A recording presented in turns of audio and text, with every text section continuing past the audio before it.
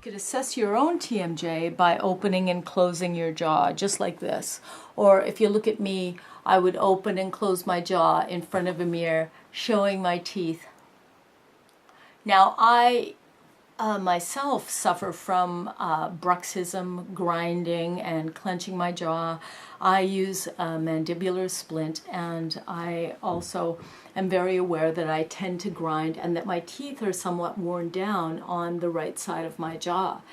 So because of this, when I put my fingers just here, this is called the external auditory meatus. So all that really means is the hole on the outside of your ears, more or less. So if you can just put your finger just above, there's a little indentation where you're directly on the TMJ joint, and open and close your jaw. And by doing that, you'll actually see or feel whether or not one side opens before the other side. So often when there's an imbalance, you'll have almost like a zigzag effect. So I would exaggerate that by something like this. Right?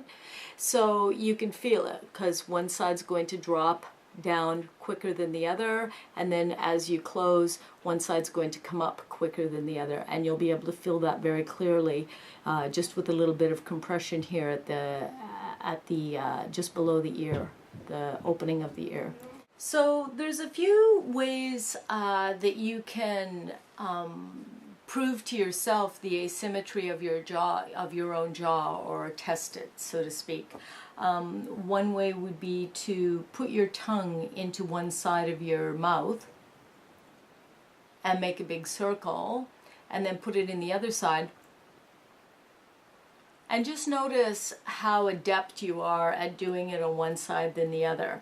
Because we tend to use our jaw more on one side, if that's the case, than the other. Then what will happen is we're more kind of effective in our movements on the other side, so we feel as though it's easier to execute that activity. So say, for example, for me, when I put up my tongue and make a circle and do it in both directions, I can actually feel that it's easier on my right because I tend to move my jaw to my right more.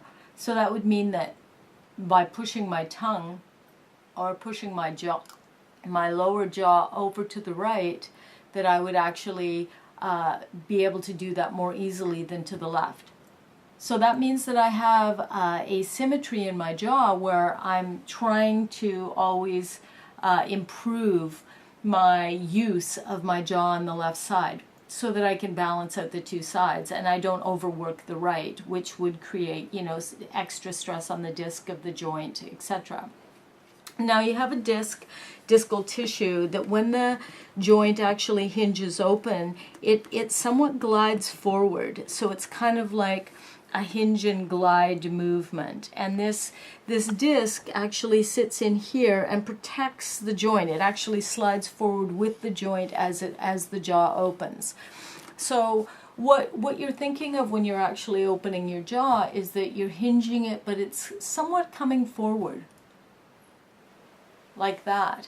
So in order to improve the use of your jaw, you can do some circles with your tongue inside your mouth. Your tongue is a very strong muscle, and it can help you a lot so that you're not habitually using the muscles that we talked about before that generally speaking open and close our mouth and chew our food. So the tongue could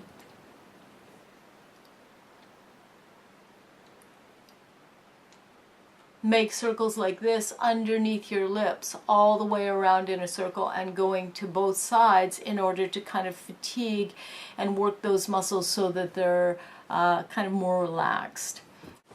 You can use your tongue to open your jaw by pushing your lower teeth.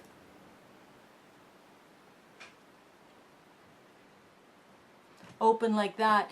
Therefore, when you're sliding your mouth open, it's actually the tongue that's affecting that movement. So once again, it's just, you know, you're trying to direct your jaw straight forward. If your tendency is to go to the right, then, and you get a little bit of clicking, say on one side of your jaw or the other, you want to kind of practice to see if you can get the movement farther over to the left. For example, if I open my jaw naturally and it does tend to glide to the right, I get a little bit of a clicking, but as soon as I move my jaw off that to get it more centered, the clicking goes away. So once I have this work done too and my jaw is all balanced, often that goes away. But I mean, with tension and stress-related things, or chewing really hard foods or hard to chew foods, things like that, those tendencies can come back. So it's kind of, just becoming more aware of the mechanics of your jaw. So any kind of putting something in your mouth and chewing on it, chewing your fingernails, can actually cause the jaw to protrude like this. And or you can have people who are mouth breathers, they tend to have their tongue resting on the bottom of their mouth so that they make room for space for getting air down their trachea, and then therefore the jaw becomes more receded backwards. So there's a few things that we can do for that individual. So in a way to compensate for that in terms of re-educating the body, what one would want to do is actually take the tongue and actually use the tongue as an auxiliary muscle and use it to open the jaw. For example, pushing the jaw forward with the tongue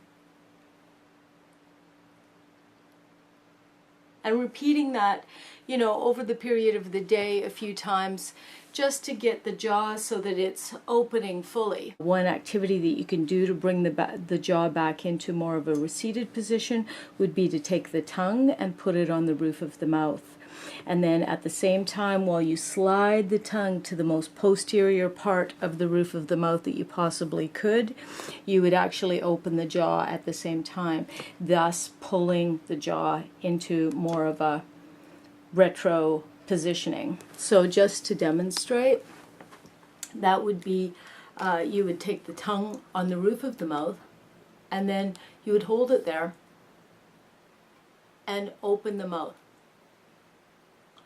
And if you tended to have any kind of overuse of one side of your TMJ, you might notice that there might be a little bit of extra strain there. So over time, in exercising your jaw, that would help to bring back more alignment to your jaw.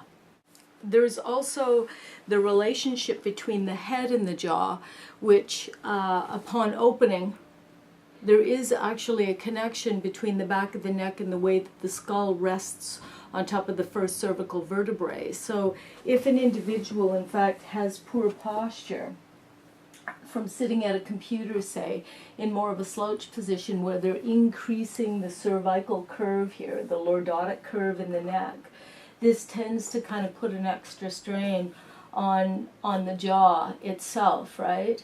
So once we start to acknowledge the fact that the head and the actual skull bone itself, when it's rolling backwards like this, has potential to help open the jaw and close the jaw. When someone gets clear that relationship, then they're more successful in opening their mouth.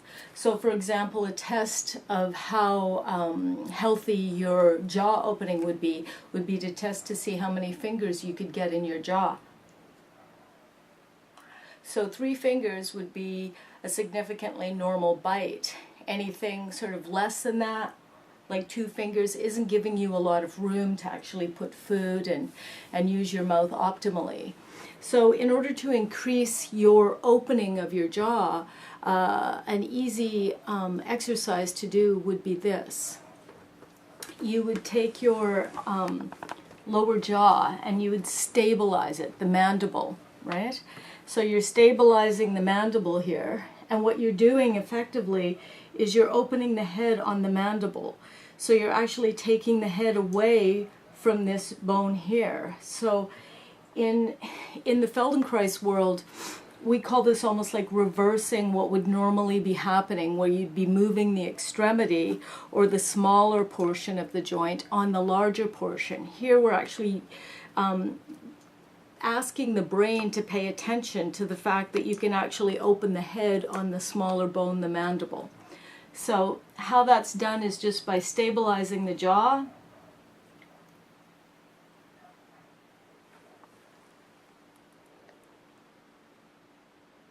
And you'll find that if you look upwards as you do that, it helps to orient yourself towards lifting the head better, so you're looking up.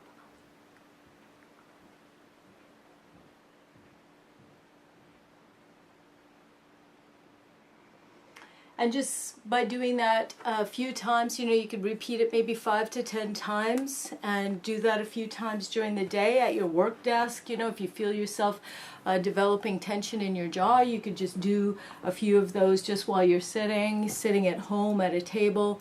You can even do this lying down, whereby you'd take your hands and you would do this, and you could lean backwards and opening the head, like I said. So the jaw would be stabilized and the head could be opened away from the jaw. It's like a re-education. It's like you're redefining the actual movements of this joint and how it functions, so that when you bite, you have a capability of connecting to your neck, your head, your jaw, and all of the muscles that are required to actually make this action effectively, rather than always asking the same muscles to repeat an action over and over, and overusing possibly one side.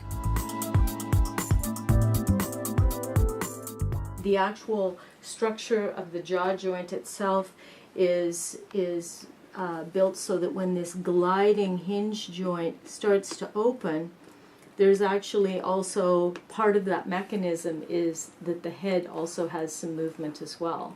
And so some of the ways that from a Feldenkrais perspective that we increase mobility in the jaw is by showing people that, say if you were going to bite into something fairly large, like an apple or a big hamburger or something like that, and your bite was narrow, if you can start to begin to adapt your jaw again to the idea that, in fact, you're not always just hinging the lower bone off the head, that you're actually opening the head to a certain degree as well.